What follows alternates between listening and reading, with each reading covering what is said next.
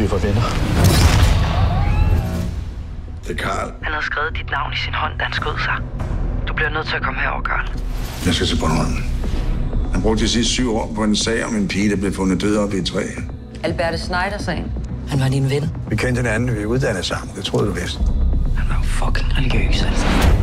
Alberte Schneider-sagen fuckede hele øen op. Hej, Karl. Assad, hvad fanden laver du her?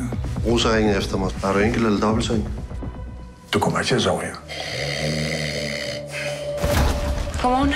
Rapporten antager, at hun bliver ramt derovre. Ryger op, lander på grenen. Men fanden er hun røget helt derovre? Jeg havde et forhold.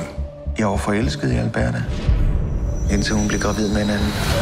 Min søn er ikke morder. June. Du fatter ikke en skid.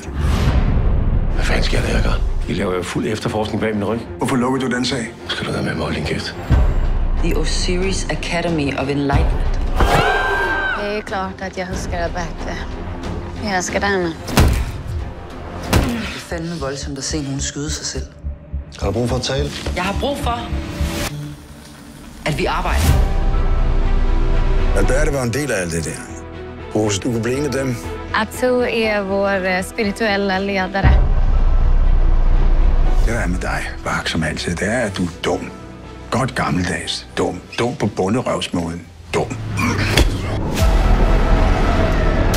Det er ret belastende med alt det gamle lort, Karl. Han var så bange. Rosa er derude. I blandt dem. Du skal være derfra.